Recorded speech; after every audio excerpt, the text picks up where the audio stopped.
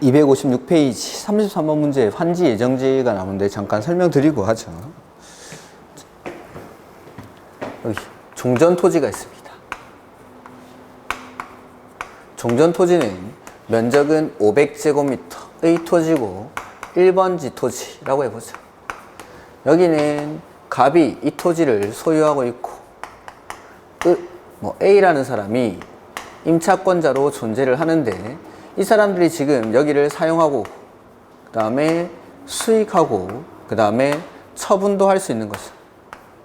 근데 이제 환지 방식으로 사업을 하다 보니까 이 사람들 갑이나 A의 사용 수익 권능이 제한을 받게 된다라는 겁니다. 공사를 하는 도중에 해서 시행자가 이 갑이랑 A에게 환지 처분 공고일 이전에 환지 처분을 받은 것과 같은 효력을 주기 위해서 환지 예정지를 지정합니다.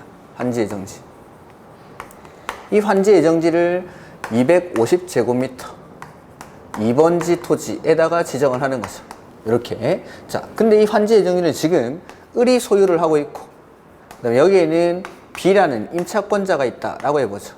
이 사람들이 지금 현재 사용하고 있고, 수익하고 있고, 처분할 수 있습니다.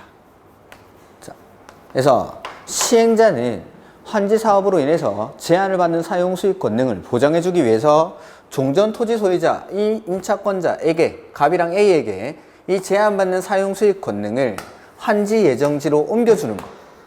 이런 것들을 이제 환지 예정지라고 하는 거죠. 그래서 이런 식으로 환지 예정지가 지정되게 되면은 종전 토지는 더 이상 사용 수익을 할 수가 없고 환지 예정지를 사용 수익하게 됩니다. 다만 환지 방식으로 사업을 한다라고 하더라도 처분 권능이 제한받는 건 아니죠. 내가 그 토지를 사고 팔고 하는 행위가 제한받는 건 아닙니다. 그래서 원칙적으로는 처분 권능은 종전 토지에 남아 있어야 되는데 채비지 목적으로 환지 예정지가 지정이 됐을 때 N은 사용, 수익하는 것뿐만 아니라 처분 권능까지도 이전을 한다. 처분도 할 수 있다라는 거. 이게 이제 종전 토지, 환지 예정지죠. 그 다음에 자 여기 종전 토지에다가 환지 예정지를 지정하게 되면 환지 예정지 지정의 효력 발생일로부터 환지 처분 공고일까지 더 이상 종전 토지는 사용 수익할 수 없고 환지 예정지를 사용 수익하게 되는데 이 A라는 임차권자는 종전에 500제곱미터를 쓰고 있었는데 환지 예정지로 와보니까 면적이 250제곱미터밖에 안 되는 거죠. 이럴 때 처음 하는 말이 와 좁다 라고 하죠. 와 좁다? 해서 첫 번째로 행사할 수 있는 권리가 임대료 증감 청구권을 행사할 수 있습니다. 근데 나는 계약의 목적을 달성하기 위해서는 반드시 500제곱미터의 토지가 필요하다 라고 하면은 계약의 목적을 달성할 수 없으니까 계약을 해지할 수 있겠죠. 이 계약 해지에 따른 손실보상은 시행자에게 청구를 할 수 있고 시행자는 원래 갚아야 되는 소유자 내지는 이익을 얻은 자에게 구상권을 행사할 수 있다는 겁니다. 구상권. 요게 이제 와좁다의 효과죠. 그 다음에 이런 임대료 증감 청구권이나 계약 해지권은 환지 예정지 지정의 효력 발생일로부터 60일이라는 행사를 해야 되고 그 다음에 요 효과가 똑같이 나오는 게 환지 처분일 때도 자, 나는 원래 종전 토지 소유자였는데 환지 처분 공고일이 다음 날이 되면 이제 환지의 소유자가 되죠.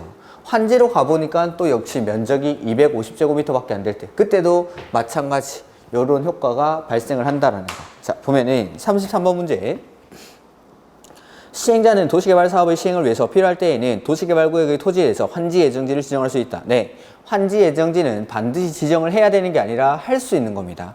그 다음에 종전 토지에 대한 임차권자 등이 있는 경우 해당 환지 예정지에 대해서 해당 권리의 목적인 토지 또는 그 부분을 아울러 함께 지정을 해야 된다. 그래서 A의 권리, 임차권자인 A의 권리까지 같이 지정을 해주라 이 말이고 3번 민간 시행자가 환지 예정지를 지정하려고 하는 경우에는 토지 소유자와 해당 토지에 대해서 임차권, 지상권, 그 밖에 사용을 하거나 수익할 권리를 가진 자에게 이를 알리고 관계소를 사본을 일반에게 공람시켜서 의견을 들어줍니다. 그 다음에 채비지 용도로 환지 예정지가 지정되면 시행자는 그 토지를 사용 수익할 수 있고 처분까지도 할 수 있고 채비지 목적으로 지정됐을 때는 사용 수익하는 것뿐만 아니라 처분까지 할 수 있다라는 거죠.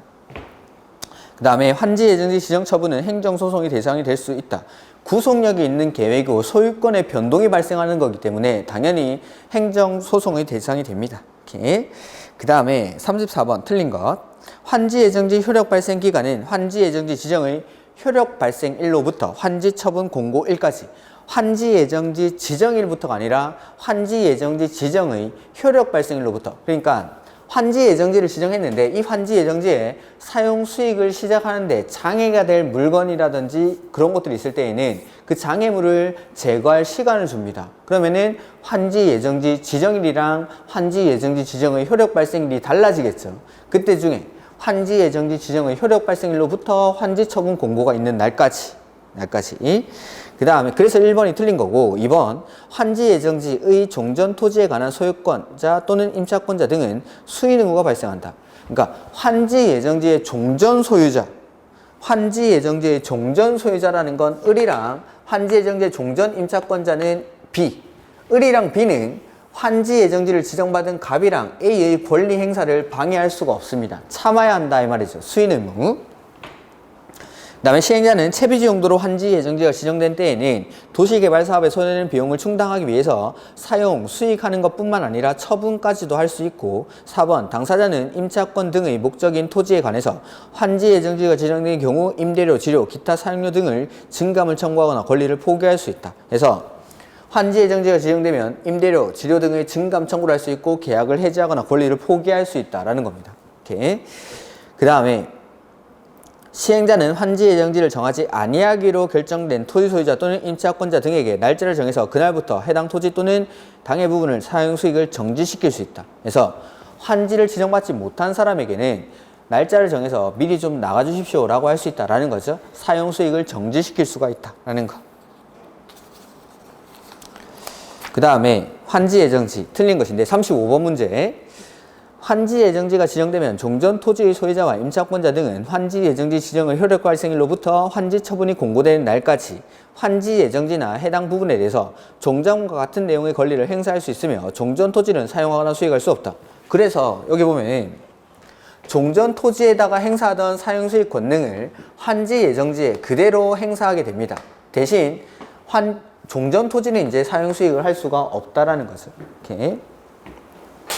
그 다음에 시행자는 환지 예정지를 지정한 경우 해당 토지를 사용하거나 수익하는데 장애가 된 물건이 그 토지에 있거나 그 밖에 특별한 사유가 있어 그 토지를 사용 수익을 시작할 날을 따로 정할 수 있다라고 했죠. 따로 정할 수 있다. 그러면은 환지 예정지 지정일과 환지 예정지 지정의 효력 발생일이 달라지니까 그때는 환지 예정지 지정의 효력 발생일로부터 환지 처분 공고일까지.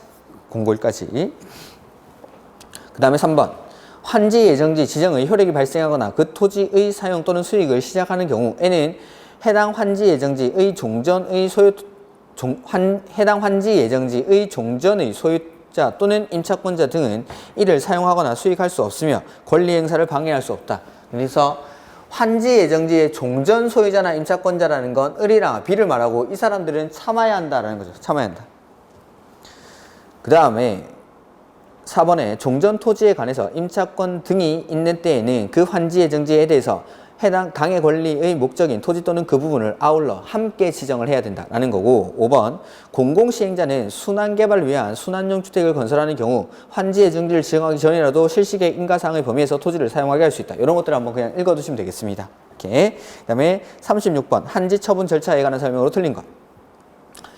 환지 방식으로 사업을 시행해서 공사가 완료되고 나면 준공사를 받고 환지 처분을 하게 되죠. 자, 환지 처분이란 시행자가 사업이 완료된 후 환지 계획에 따라 종전의 토지에 가름하여 새로운 토지를 교부하거나 종전 토지에 관한 권리를 새로운 토지에 관한 권리 간의 과부족분을 금전으로 청산할 것을 결정하는 행정처분을 받는다. 요건 그냥 그대로 읽어두시면 되고 2번 시행자는 환지 방식으로 도시개발 사업에 관한 공사를 끝낸 경우에는 지체 없이 이를 공고하고 그 공고가 바로 공사 완료 공고입니다. 관계 서류를 일반에게 공람시켜야 한다. 그래서 한번 다시 써보면은 자, 환지 처분에 관한 공사가 환지 계획을 인가받고 나면 이제 사업에 착수를 하는 거죠. 해서 공사가 완료되고 나면 공사 완료에 관한 사항을 공고를 합니다. 그리고 나서 공사 관계 서류를 일반에게 공람시켜 주고 거기에 대한 의견을 듣고 필요한 조치가 끝나고 나면 지정권자에 의한 준공검사를 받고 이 준공검사일로부터 60일 내에 환지 처분을 하게 되죠.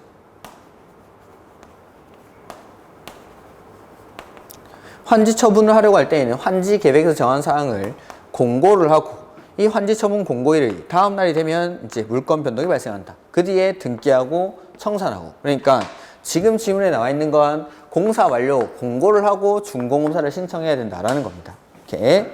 그래서 이번에 시행자는 환지 방식으로 도시개발사업에 관한 공사를 끝낸 경우에는 지체 없이 이를 공고하고 공사 완료 공고죠. 그 다음에 공사 관계 서류를 일반에게 공람시켜야 한다. 3번 도시개발구역의 토지 소유자나 이해관계인은 공람기간에 시행자에게 의견서를 제출할 수 있으며 의견서를 받은 시행자는 공사 결과와 실시계획의 내용이 맞는지를 확인해서 필요한 조치를 해야 한다.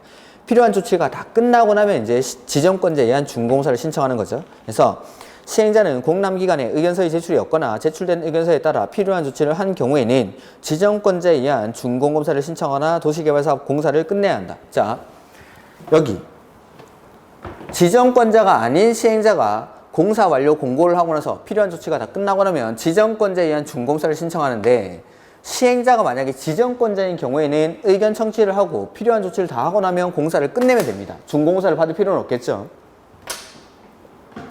그 다음에 시행자는 지정권자에 의한 준공사를 받은 경우에는 90일이 아니라 60일, 여기 60일 안에 환지 계획에서 정한 사항을 공고해야 한다. 이걸 환지 처분 공고라고 합니다. 대신에 시행자가 지정권자일 때는 환지 처분 공고일로부터 60일 안에 준공사를 받지 않으니까.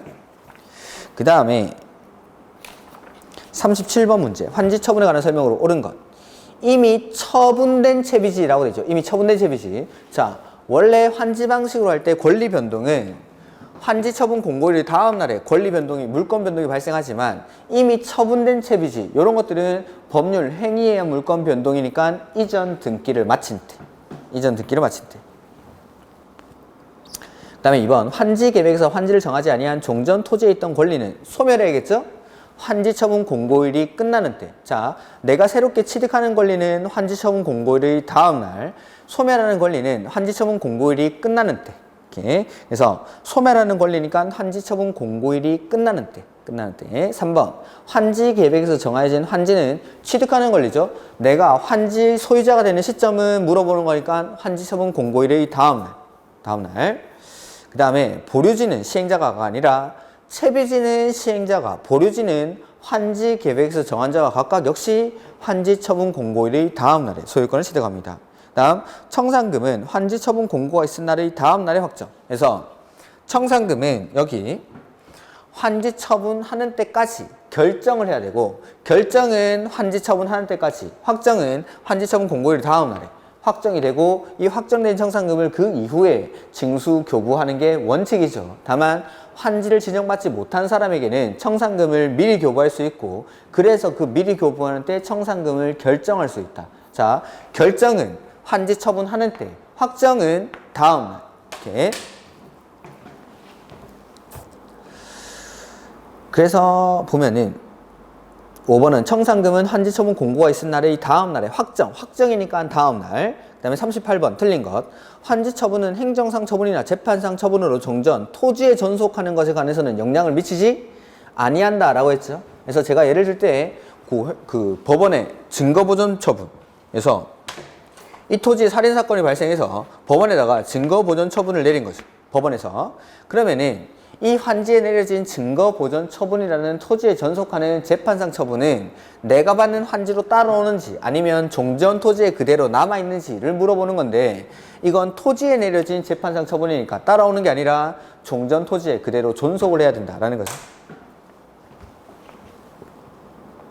2번 도시개발구역의 토지에 대한 지역권 마찬가지. 지역권도 토지에 설정한 권리이기 때문에 종전 토지에 그대로 존속합니다. 다만 도시개발 사업으로 인해서 행사할 이익이 없어진 지역권은 소멸을 하는데 소멸하는 시점은 환지처분 공고일이 끝나는 때.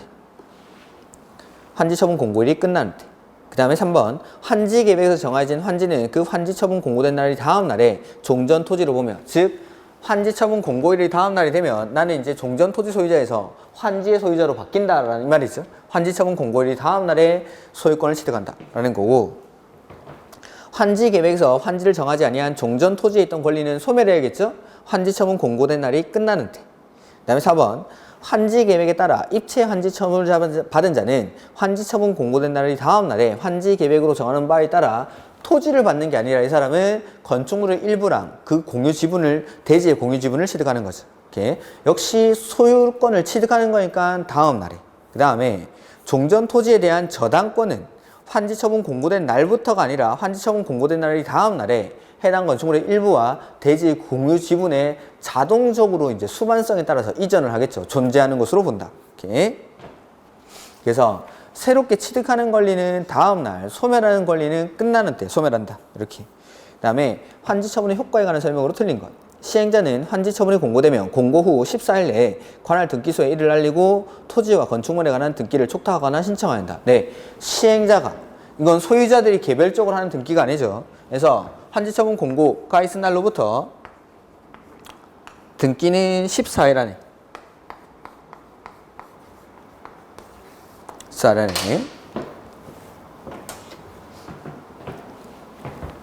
그 다음에 환지 처분 공고가 있은 날부터 시행자의 등기가 있는 때까지 예외 없이 다른 등기를 할 수 없다.가 아니고 예외가 있습니다. 그래서 원칙은 환지에 관한 등기가 있을 때까지 다른 등기를 하지 못하는 게 원칙이지만 예외적으로 환지 처분 공고일 이전에 확정일자 있는 서류로 다른 등기 원인이 생긴 것임을 증명할 때에는 다른 등기를 할 수가 있다라는 예외가 있죠. 그래서 2번이 틀렸고 행정청이 아닌 시행자는 시장, 군수, 구청장에게 청산금의 징수를 위탁할 수 있다. 그렇죠?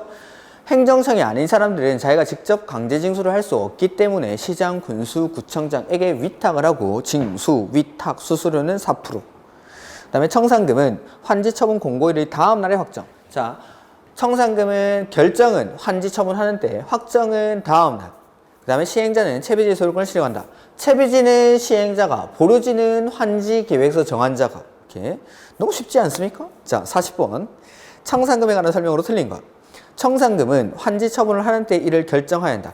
결정은 환지 처분하는 때. 그 다음 다만 환지 대상에 제외한 토지 등에 대해서는 청산금을 교부하는 때 미리 결정을 할 수가 있다라는 거죠. 그래서 환지 처분을 하는 때 결정하는 게 원칙이지만 환지 대상에서 제외한 토지들에 대해서는 청산금을 미리 교부할 수 있기 때문에 그 교부하는 때 청산금을 결정할 수 있다라는 거. 그 다음에 청산금 공법에서 소멸시효 나면 싹 다 5년. 그 다음 청산금은 분할징수, 분할 교부할 수 있죠. 안 내면 강제징수하고 안 받으면 공탁하고 소멸시효는 5년. 다시 청산금은 분할징수, 분할 교부할 수 있고 안 내면 강제징수하고 안 받으면 공탁하고 소멸시효는 5년. 이렇게. 그 다음에 4번 시행자는 환지 처분 공고가 있은 후 확정된 청산금을 징수하거나 교부해야 한다. 그러니까 자 청산금이 확정되는 시점은 환지 처분 공고일의 다음 날에 확정이 되죠. 그 다음에 확정된 청산금을 그 이후에 징수하거나 교부를 하라 이 말이죠.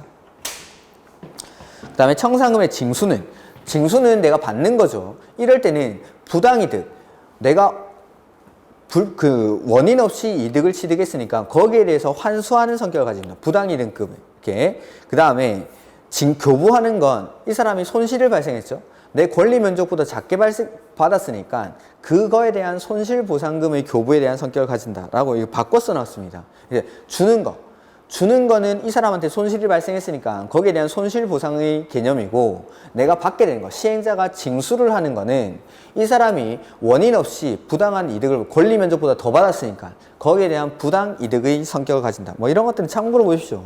그 다음에 41번 틀린 것. 감가부상금이 나오는데 자, 보면은 환지되기 전 전체 환지계획구역의 토지가액이 1000억이었습니다. 100억이랄 거예요. 100억? 100억이었는데 환지 방식으로 공사를 하고 나니까 환지 후 환지계획구역의 전체 토지가액이 90억 이렇게 오히려 감소를 한 거죠. 10억만큼이. 이럴 때에는 이 감소된 만큼을 감가부상금으로 지급합니다. 일단 시행자가 행정청일 때. 행정청인 도시개발사업의 시행자가 사업을 하면서 환지 전 토지가액보다 환지 후의 토지가액이 오히려 줄어들었을 때 전체 토지가액을 말하는 겁니다. 이럴 때에는 이렇게 감가된 만큼을 보상해 주겠다라는 게 감가보상금. 그러니까 비행정청은 이런 짓 시켜도 안 합니다. 그러니까 행정청이 사업을 하면서 공공시설 용지 등을 너무 과도하게 확보하다 보면은 이러한 일이 발생하는데, 이럴 때에는 감가된 만큼을 보상해 주겠다. 그걸 감가보상금이라고 합니다. 감가보상금. 해서 보면은 41번 문제. 감가보상금은 행정청이 시행자인 경우에 한해서 지급한다. 네, 행정청이 했을 때만. 비행정청은 하지 않죠. 그 다음에 감가보상금은 도시개발사업의 시행으로 토지가액 총액이 사업 시행 후에 감소한 때, 그래서 환지 전 토지가액보다 환지 후에 토지가액이 오히려 줄어들었을 때 이 감가보상금을 지급을 한다라는 거고, 3번에 감가보상은 종전의 토지소유자 또는 임차권자 등에게 지급해야 한다. 그렇죠? 종전 토지소유자나 임차권자에게. 그 다음에 환지 처분으로 인한 권리 변동은 등기가 없어도 발생한다. 네. 환지 처분 공고일이 다음 날에 물권 변동이 일어난다. 이건 법률 규정에 의한 물권 변동. 그러니까 187조에 의한 물권 변동이니까 따로 등기를 하지 않아도 나는 소유권을 취득하게 되죠. 그 다음에 시행자는 채비지의 소유권을 취득한다. 채비지는 시행자가, 보류지는 환지 계획에서 정한 자가 각각 환지 처분 공고일에 다음, 죄송합니다. 잘못 읽었구나. 5번, 41번에 5번 지문, 39번에 5번 지문을 드리거든요. 자, 41번. 죄송합니다. 자, 행정청의 시행자가 채비지 또는 보류지를 관리하거나 처분하는 경우 국가 또는 지자체의 재산 처분에 관한 법률은 이를 적용하지 않습니다. 이런 것들은 그냥 한번 읽어두시고. 그 다음에 42번. 권리 조정인데 요겁니다. 요거. 와, 좁다.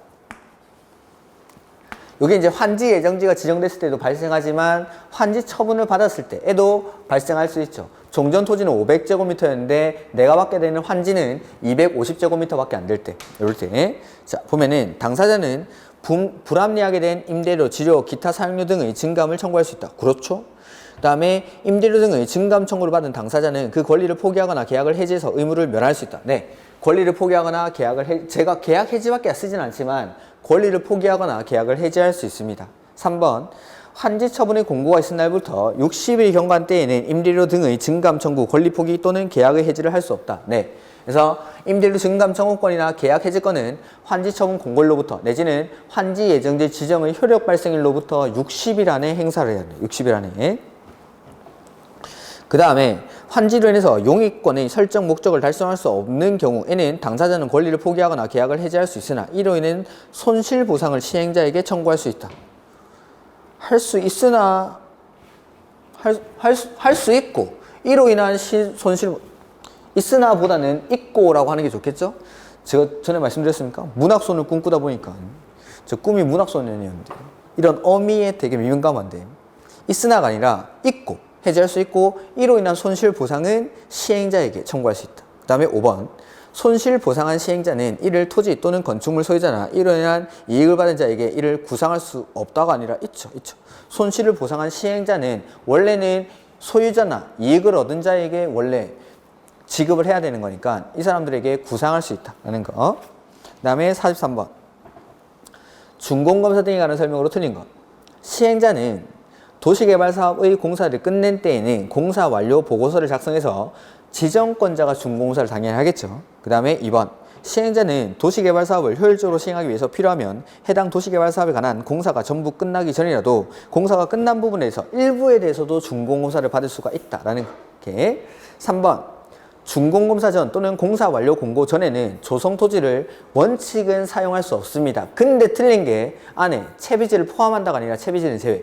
채비지는 이걸 팔아가지고 경비에 충당해야 되니까 준공 전이라도 사용하거나 처분할 수가 있습니다. 이렇게. 다만 사업 시행의 지정 여부를 확인받는 등 대통령령으로 정하는 바에 따라 지정권자로부터 사용 허가를 받은 경우에는 미리 준공 전이라도 사용할 수가 있습니다. 4번. 도시개발 사업에 필요한 비용은 이 법이나 다른 법률에 특별한 규정이 있는 경우 외에는 시행자가 부담하는 게 원칙. 해서 국가가 할 때는 국가 예산에서, 지자체가 할 때는 지자체가, 행정청이 아닌 자가 할 때는 그자가 부담하는 게 원칙입니다. 그 다음에 5번. 전기, 가스 공급시설 또는 지역 난방시설의 설치는 해당 지역에 공급하는 자가 설치를 합니다.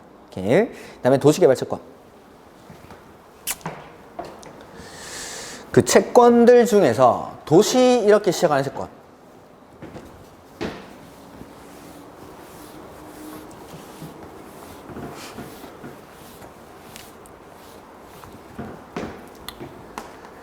도시 이렇게 시작하는 채권들은 항상 발행자가 지자체. 그래서 매수청구권에서 도시군 계획시설 채권이라는 게 나왔는데 그 매수청구권에서 나왔던 도시군 계획시설 채권은 매수 의무자가 지자체일 때. 그래서 특별시장, 광역시장, 시장, 군수가 매수 의무자인 경우에 발행을 하는 거죠. 근데 지금 보시는 도시 개발 채권은 발행자가 시도지사입니다. 시도지사가 도시개발사업이나 도시군 계획시설 사업에 필요한 자금을 조달하기 위해서 발행하는 채권이 도시개발채권, 시도지사가. 그 다음에 이 도시개발채권을 발행할 때에는 행안부 장관한테 승인을 받아야 되고, 그 다음에 이율은 조례로 정합니다. 그 다음에 여기는 상환자가 안 들어가니까 등록기관에, 전자등록기관에 등록해서 발행하거나 무기명으로 발행할 수 있고, 그 다음에 뭐 상환기간은 5년에서 10년까지의 범위에서 조례로 정한다. 혹시 요약서, 제 노트에는 정리가 안 돼 있어서 이거는 요약서는 페이지 231페이지. 요약서 231페이지에 나와 있는 내용입니다. 이렇게. 그 다음에 소멸시효 나면 항상 공법에서는 5년이니까 원금은 5년, 이자는 2년. 그다음 뭐 여기는 내용이 좀 부족하긴 한데 의무적으로 이 도시개발채권을 매입을 해야 되는 사람이 있습니다. 그래서 도시개발사업을 수용 방식으로 시행하는 공공사업 시행자로부터 도급계약을 체결한 자, 그 다음에 도시개발사업의 민간시행자, 그 다음에 형질변경 허가를 받은 사람, 이런 사람들, 개발행위 허가 중 형질변경 허가를 받은 사람은 의무적으로 매입을 해야 되고, 원칙적으로는 도시개발채권은 중도상환이 안 되지만 예외적으로 중도상환할 수 있는 경우가 첫 번째는 착오로 매입을 했을 때, 두 번째는 매입해야 되는 금액을 초과해서 매입했을 때, 그 다음에 매입 사유가 귀책 사유 없이, 매입자의 귀책 사유 없이 없었을 때, 이렇게 이럴 때는 뭐 중도상환이 된다라는 게 있죠. 이렇게.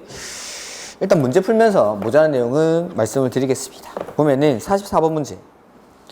도시개발 사업의 시행자가 발행한다. X. 여기 보면은 도시 이렇게 시작하는 채권은 지자체가, 즉 도시개발 채권은 시도지사가 발행을 하죠. 그 다음에 도시개발 사업 또는 도시군 계획시설 사업에 필요한 자금을 조달하기 위해서 시도지사가 발행을 합니다. 그 다음에 도시개발 채권은 정자 등록해서 발행하거나 무기명으로 발행할 수 있습니다.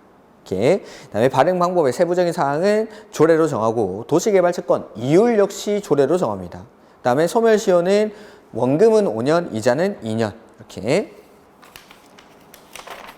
그 다음에 도시개발채권에 관한 설명으로 옳은 것만 묶은 거 이렇게 있는데, 기읍 도시개발채권의 매입 의무자가 매입해야 할 금액을 초과하여 더 샀죠? 더 샀을 때는 중도상환이 가능합니다. 그 다음 도시개발채권 매입 필증은 멸실 또는 도난 등 사유로 분실한 경우에는 재발행할 수가 없습니다.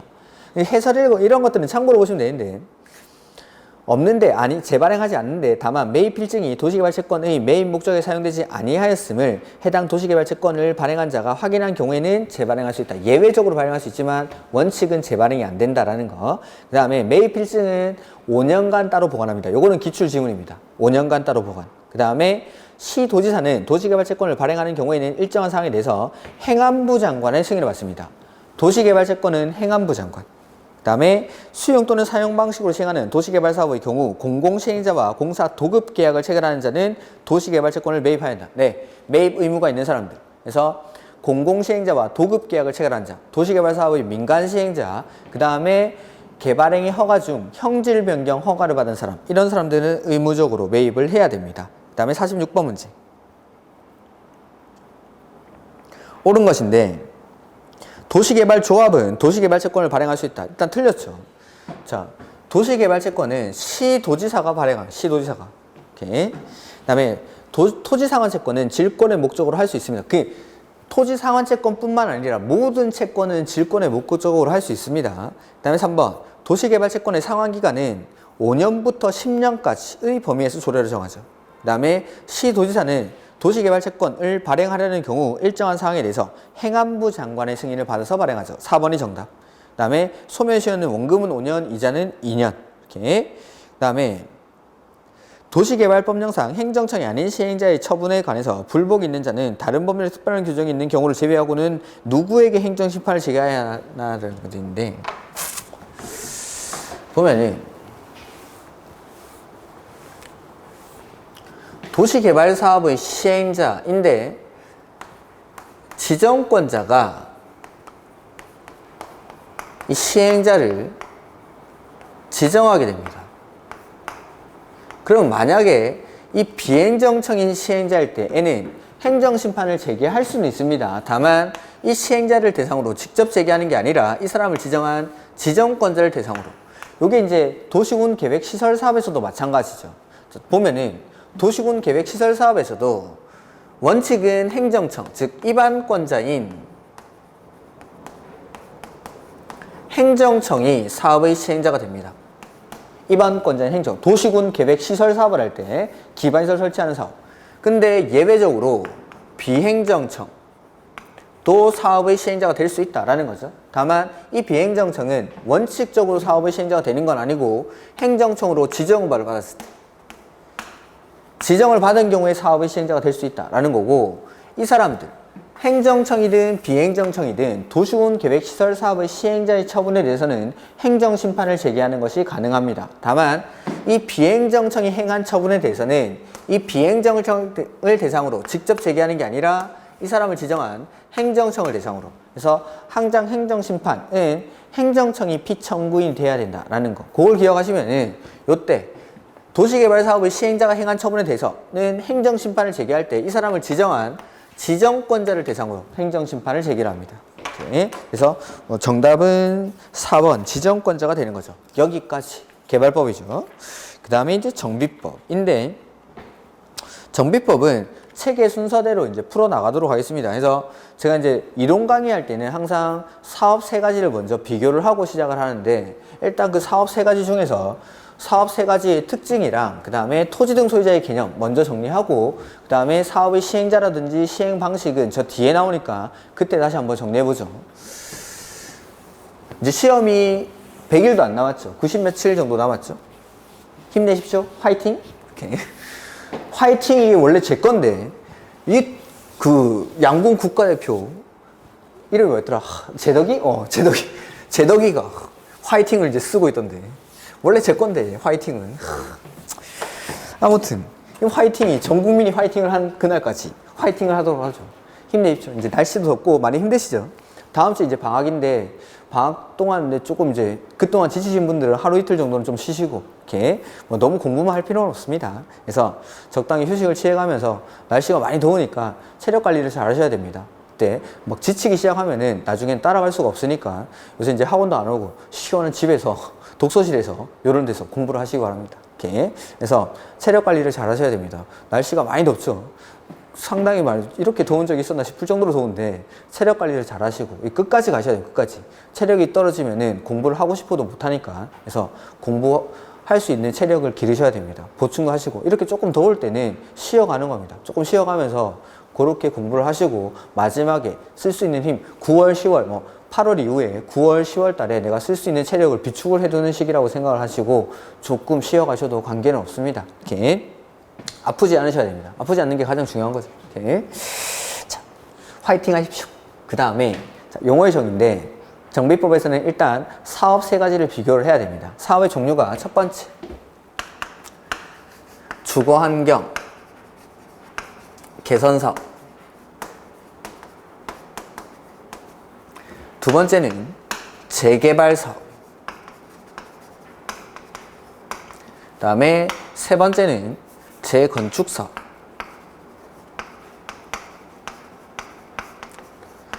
일단은 사업의 종류를 이렇게 구분하죠. 그리고 개선사업은 첫 번째, 도시 저소득 주민이 집단 거주하는 지역으로서 정비 기반시설은 극히 열악하고 노후불량 건축물은 과도하게 밀집한 지역에서 주거환경을 개선하거나, 두 번째는 단독이나 다세대가 밀집한 지역에서 정비 기반시설이나 공동이용시설의 확충을 통해서 주택은 철거하고 새로 짓는 게 아니라 보전, 정비, 개량하는 방식으로 시행하는 사업이 주거환경 개선 사업. 그 다음 재개발 사업이죠. 재개발 사업은 첫 번째, 정비 기반시설은 열악하죠. 노후불량 건축물은 밀집한 지역에서 주거환경을 개선하거나, 두 번째는 상업지역이나 공업지역에서 도시기능 회복 및 상권 활성화 등, 도시기능 회복이나 상권 활성화 등을 위해서 도시기능을 회복하기 위해서 하는 사업이 재개발 사업. 그 다음 재건축 사업은 정비 기반시설은 양호하나 노후불량 건축물에 해당하는 공동주택, 이 밀집한 지역에서 하는 게 재건축 사업. 이렇게 이제 사업의 특징들을 구분을 하셔야겠죠. 그 다음에 두 번째가 토지 등 소유자의 개념이죠.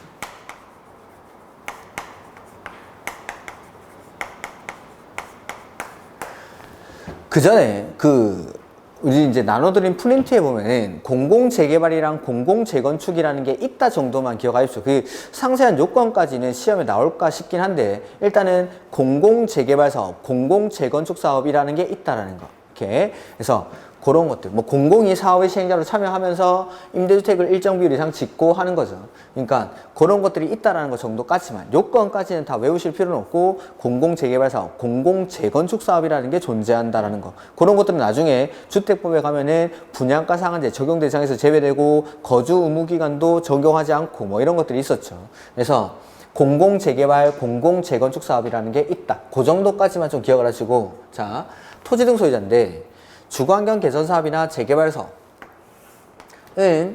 토지 소유자 또는 건물 소유자 또는 그 지상권자가 토지 등 소유자에 해당합니다. 근데 재건축 사업은 건축물 및 그 부속 토지 소유자,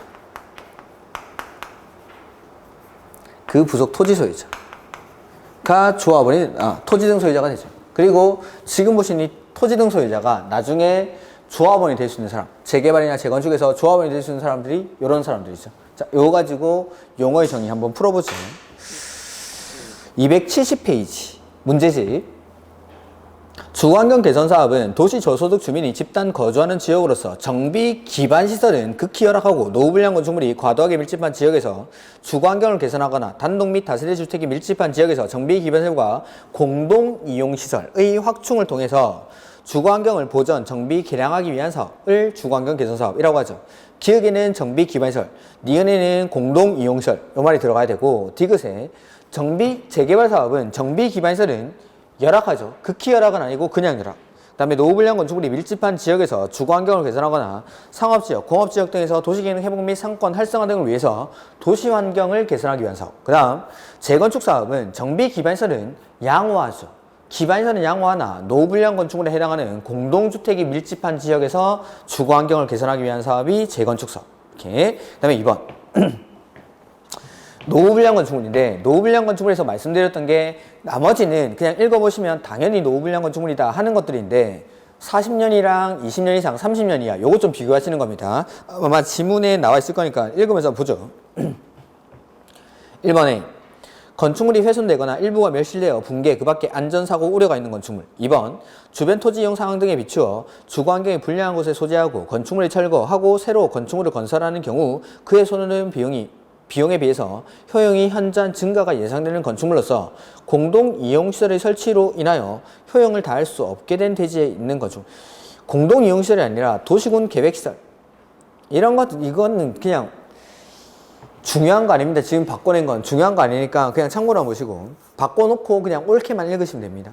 그 다음에 3번 주변 토지 이용 사항들에 비추어 주거환경이 불량한 곳에 소재하고 건축물을 철거하고 새로 건축물을 건설하는 경우 그에 소요되는 비용에 비해서 효용이 현저하게 증가가 예상되는 건축물로서 해당 건축물 준공일을 기준으로 40년까지 보수 보강하는 데 드는 비용이 철거 후 신축하는 데 드는 비용보다 클 것으로 예상되는 건축물. 다음 5번 먼저 볼까요?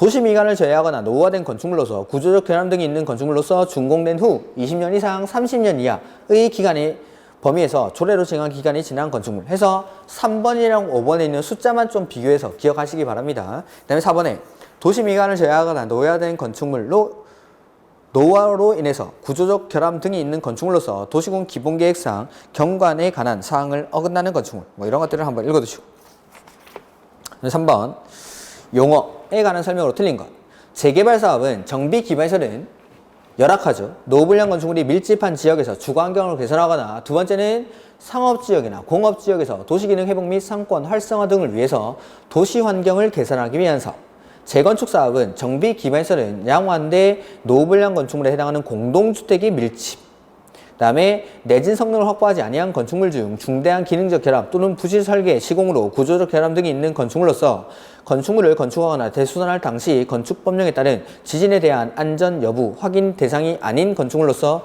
급수, 배수, 오수 설비 등의 설비 또는 지붕, 외벽 등의 마감, 노후화나 손상으로 그 기능을 유지하기 곤란할 것으로 우려되는 건축물은 노후불량 건축물이다.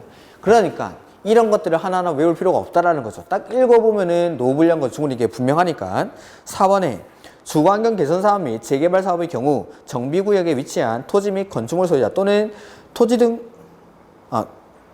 및 건축물 소유자가 토지 소유자 아니죠. 개선 사업이나 재개발 사업, 개선 사업이나 재개발 사업에서는 토지 소유자 또는 건축물 소유자 또는 지상권자. 정비구역이란 정비사업을 계획적으로 시행하기 위해서 지정고시된 구역을 정비구역 이렇게 부르죠. 이렇게. 그 다음에 4번 틀린 것인데 이것도 노후불량 건축물이니까 그냥 한번 읽어보시기 바랍니다. 1번은 2번 개선사업이란 정비기반시설이 열악하고 이거는 뭐 읽는 순간 재개발 사업에 관한 설명이죠.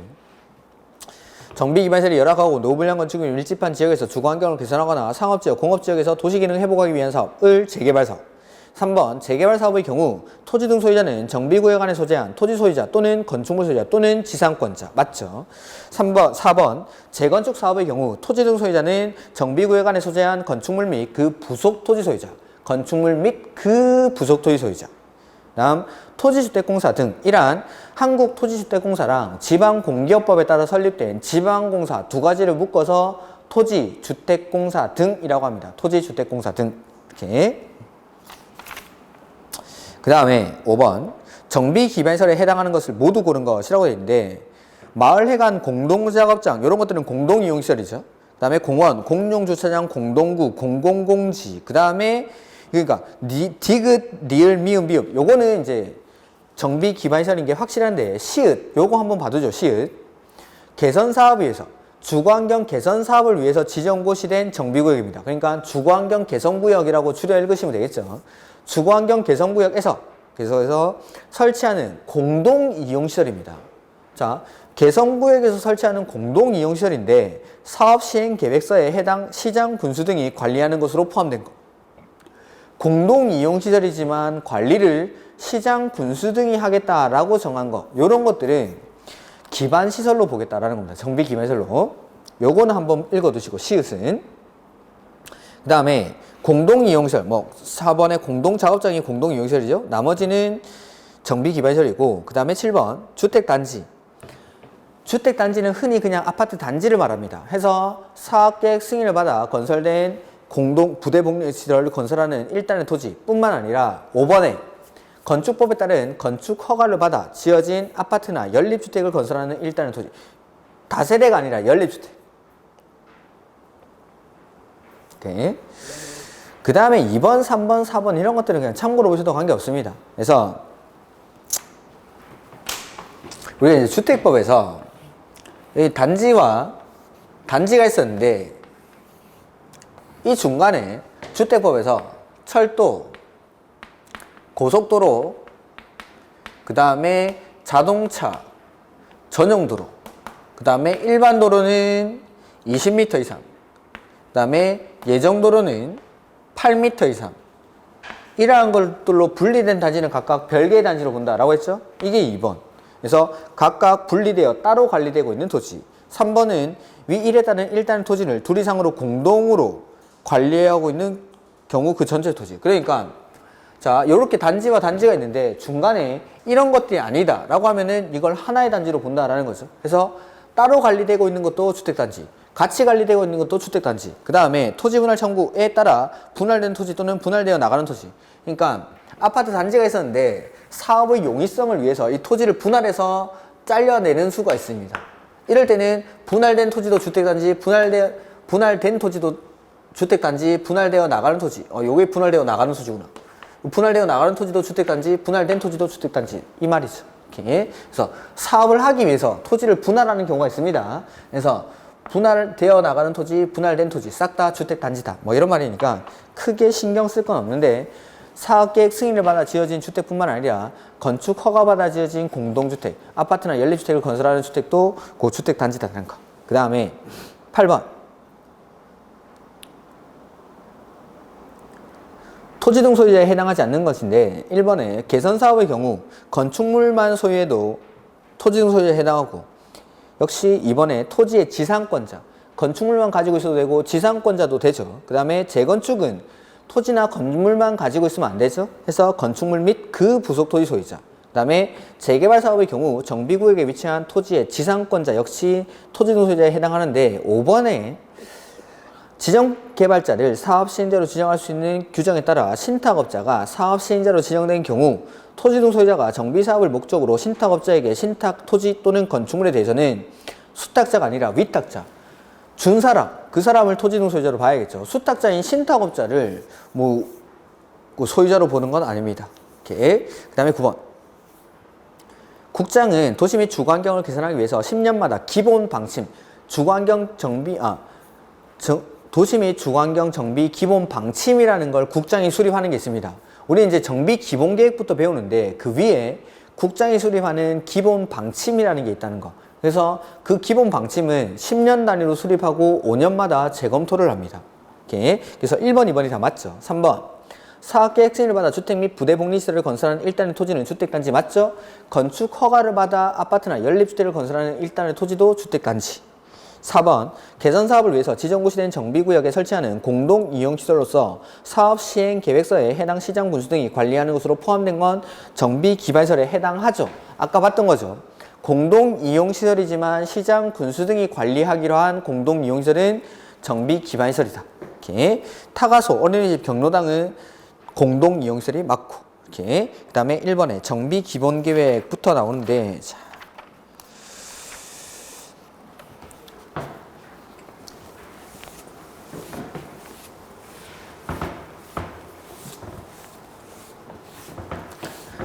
정비사업 역시 도시군 계획사업이니까 맨 처음에는 계획을 수립해야겠죠. 그래서 정비사업을 할 때 맨 처음에 정비 기본계획을 수립합니다. 그 다음에 좀 길게 쓰죠. 정비 기본계획을 수립하고 나서 그 다음에 이 정비 기본계획에서 정한 예정구역들마다 사업의 시기가 도래하면은 정비 계획을 입안을 하죠. 그리고 정비 계획을 입안해서 정비 구역을 지정을 하고 그 뒤에 이제 시행자를 지정해서 사업을 하게 됩니다. 자, 정비 기본 계획이라는 건 특별시, 광역시, 시 단위로 한꺼번에 사업이 몰려버리면 주변의 주택시장이 불안정해지는 등의 문제가 우려가 되니까 사업의 시기를 조정하기 위해서 특별시, 광역시, 시장이 정비 기본계획을 수립하는 거죠. 그 정비 기본계획에서 정비 예정구역들을 정하고 예정구역마다 사업의 시기를 정해놓습니다.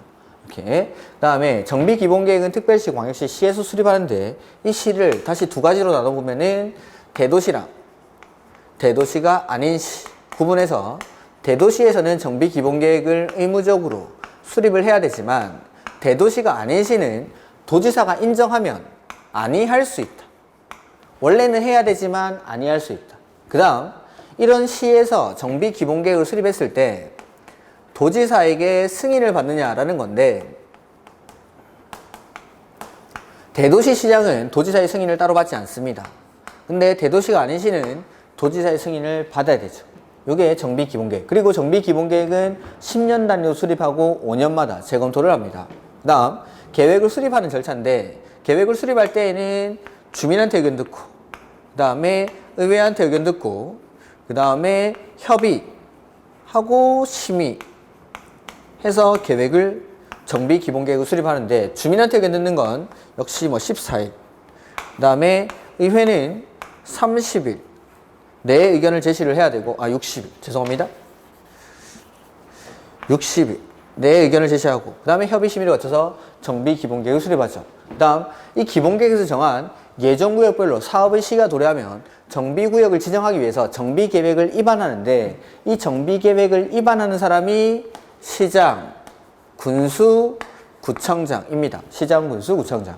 자, 시장, 군수는 정비계획을 입안해서 직접 정비구역을 지정할 수가 있고 구청장이라는 건 자치구의 구청장이나 광역시의 군수를 말합니다. 즉 특별시, 광역시 밑에 있는 구청장이나 군수를 묶어서 구청장 등 이렇게 부르는데 이런 사람들은 직접 정비구역을 지정할 수는 없고 특별시장, 광역시장에게 지정을 신청합니다.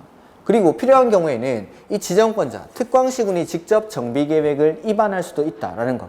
그러니까 특별시장, 광역시장이 직접 정비계획을 입안할 수도 있죠. 그 다음 정비계획을 입안할 때에는 먼저 주민한테 의견 듣고 그 다음에 의회한테 의견 듣고 해서 정비계획을 입안을 합니다. 요까지는 정비계획을 입안하는 절차. 그 다음에 정비계획을 입안하고 나면 지정하기 전에 심의를 거쳐서 지정을 합니다.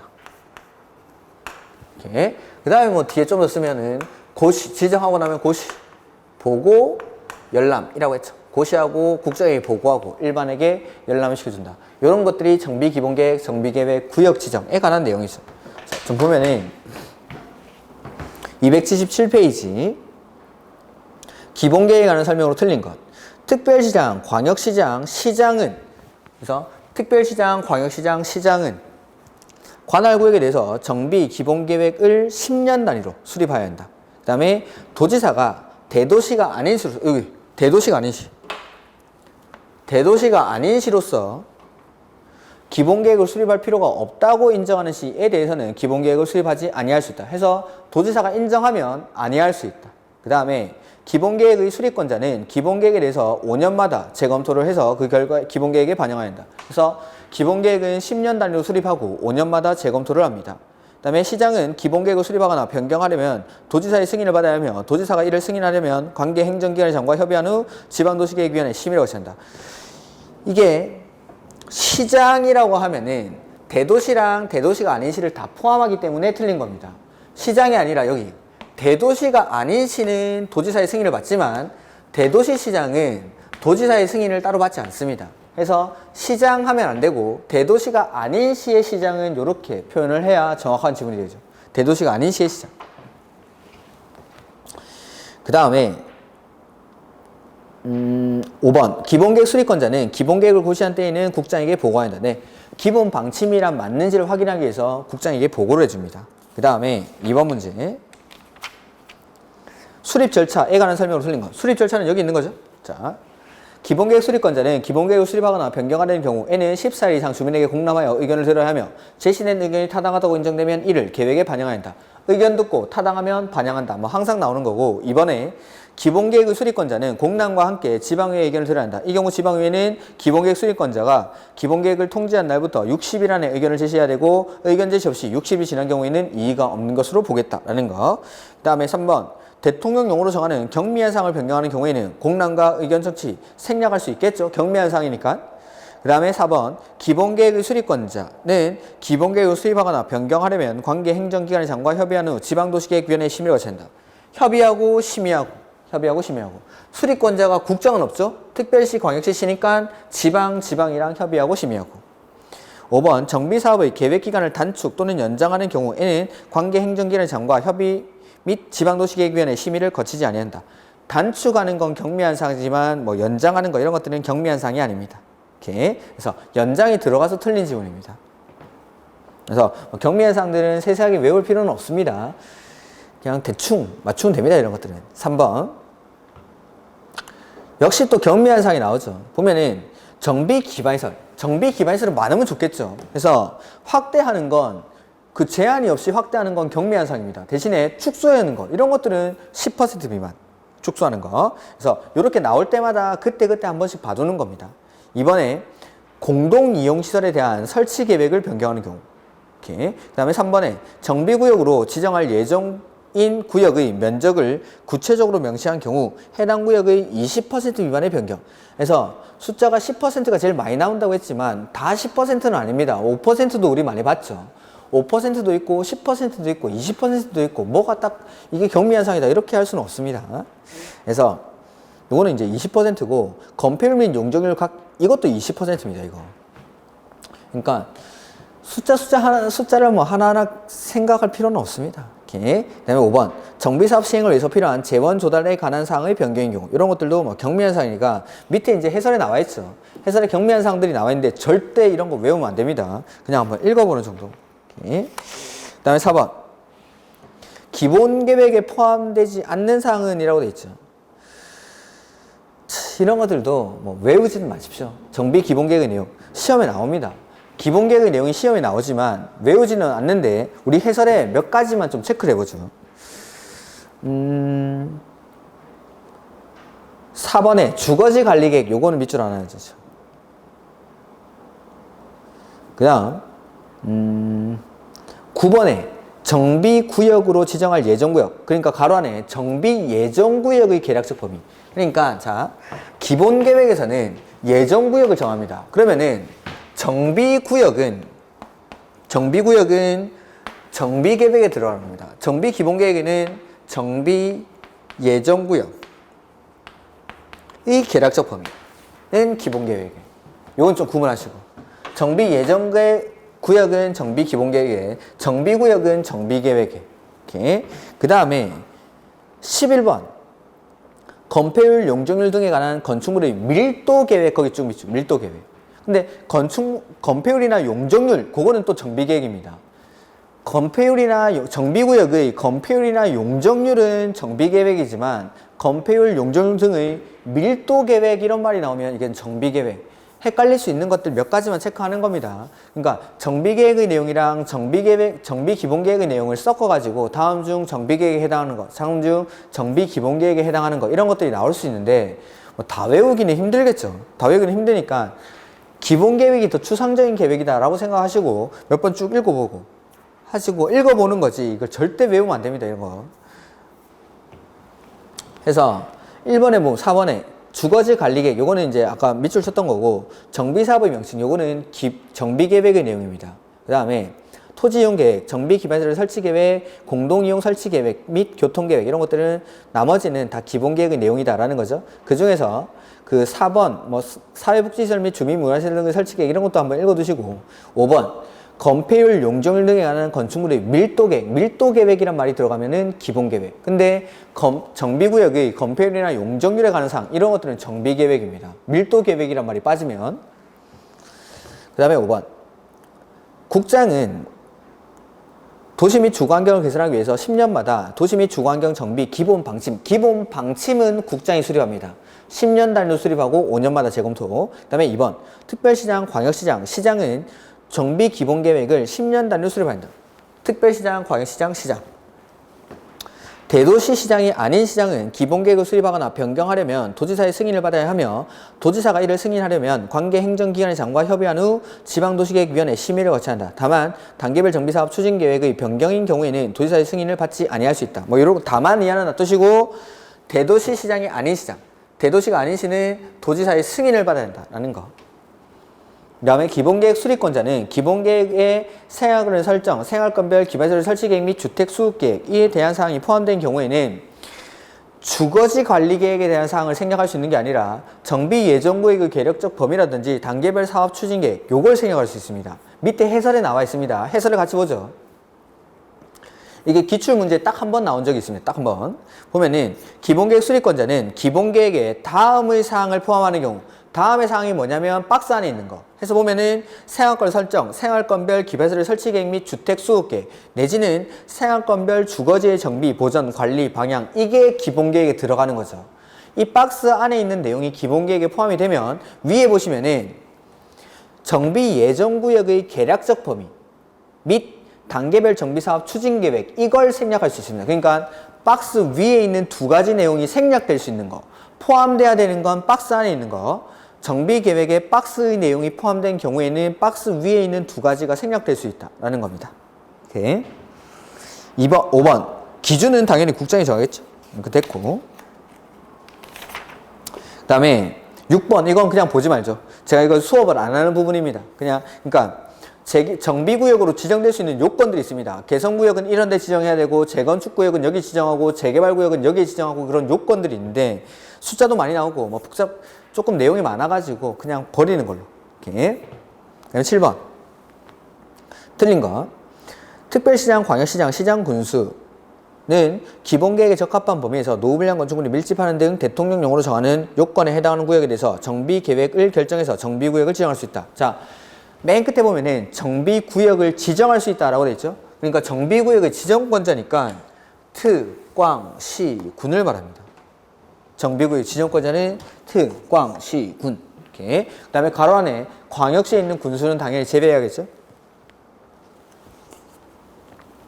2번 기본계획을 수립하거나 변경하지 아니하고 정비구역을 지정할 수 있는 경우는 없다가 아니라, 자, 천재지변 등이 발생해서 긴급히 정비사업을 해야 될 때는 정비 기본계획 수립하지 아니하고 바로 정비계획 위반해서 구역 지정할 수가 있습니다. 이렇게 해설에 나와 있죠.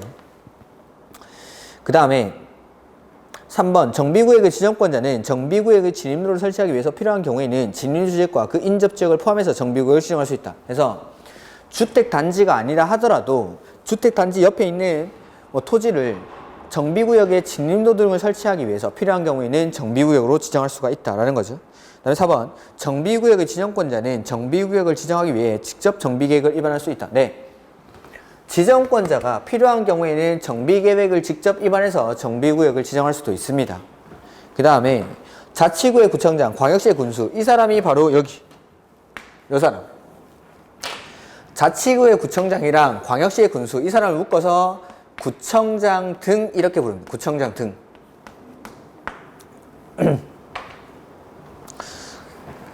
구청장 등은 정비계획을 위반해서 특별시장, 광역시장에게 구역 지정을 신청을 해야 됩니다.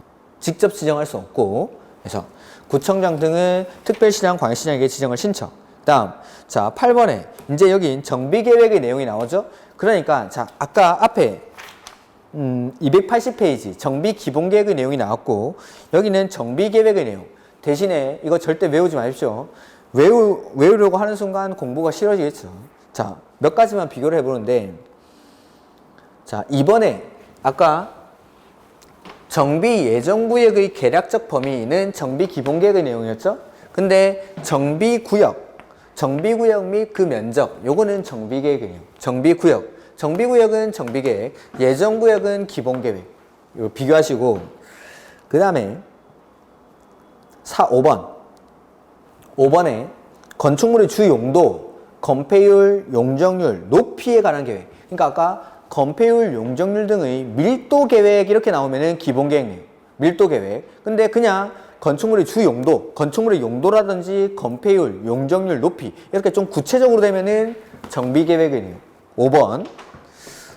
그 다음에 정비사업 시행 예정 시기 이런 것들 나오고, 나머지는 참고로 보십시오. 해서 보면은 정비사업의 명칭, 그 다음에 정비구역의 면적, 이런 것들은 정비계획의 내용이 맞죠. 아, 그 다음에 하나 더.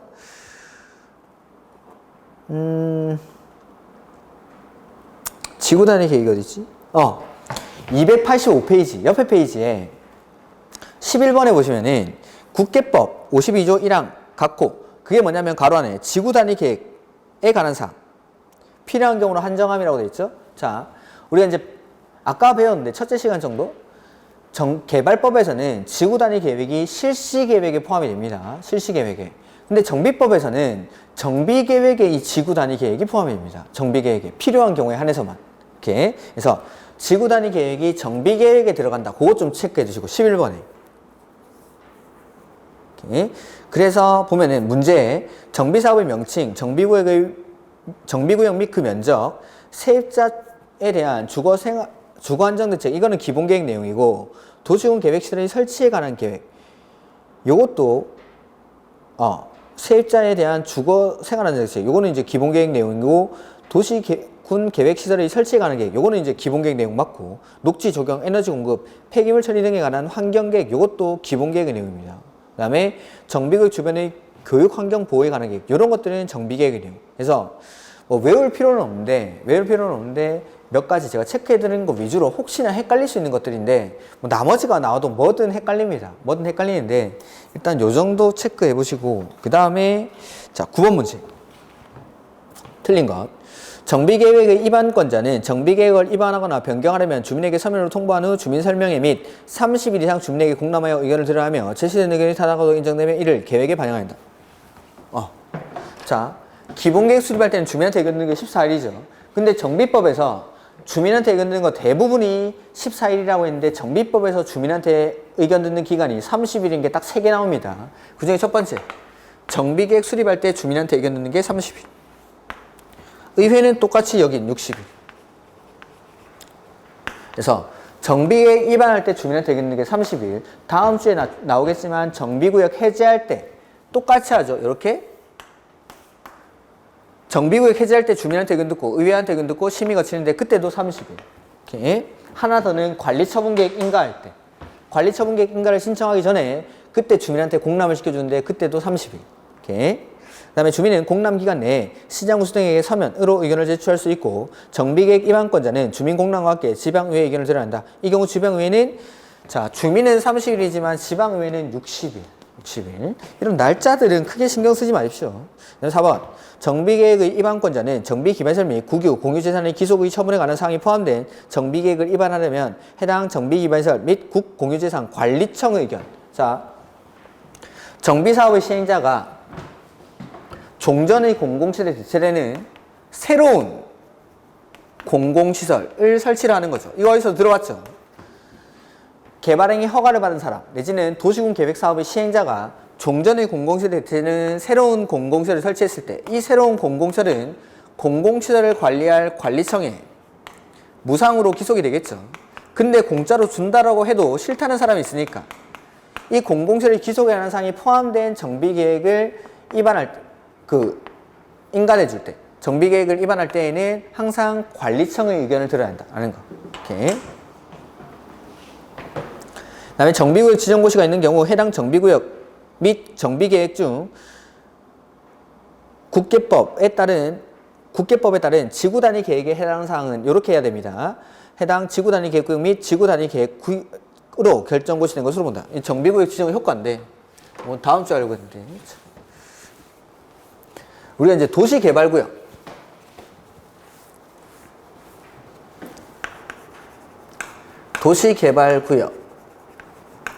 이 지정이 되면 이 도시개발구역을 도시지역이랑 지구단위계획, 구역으로 관리계획이 결정되어 고시된 것으로 본다. 이게 효과. 단 취락지구나 지구단위계획구역에서는 그러하지 아니하다. 이게 도시개발구역 지정의 효과죠. 자, 정비구역이 지정되면 이 정비구역을 지구단위계획구역이랑 아까 정비계획의 내용 안에 지구단위계획이 포함됐었죠. 그래서 지구단위계획이 결정 고시된 것으로 본다. 이게 정비구역 지정의 효과. 그래서 5번 지문이 옳은 지문이죠. 근데 이거 거꾸로도 되죠. 국계법에 따른 지구단위계획구역에서 정비계획의 내용을 모두 포함하는 지구단위계획을 수립한 경우에는 이 지구단위계획구역을 정비구역으로 봐줍니다. 요렇게도 되고 거꾸로도 되고 이렇게. 요거 그 다음에 다음 페이지에 보면 안전진단이 나오는데, 안전진단 이하는 뭐 다음 주는 아니죠. 다음 주는 방학입니다. 축 쉬시고 그 다음 주에 뵙도록 하겠습니다. 수고 많으셨고 방학 잘 보내시기 바랍니다. 수고하셨습니다.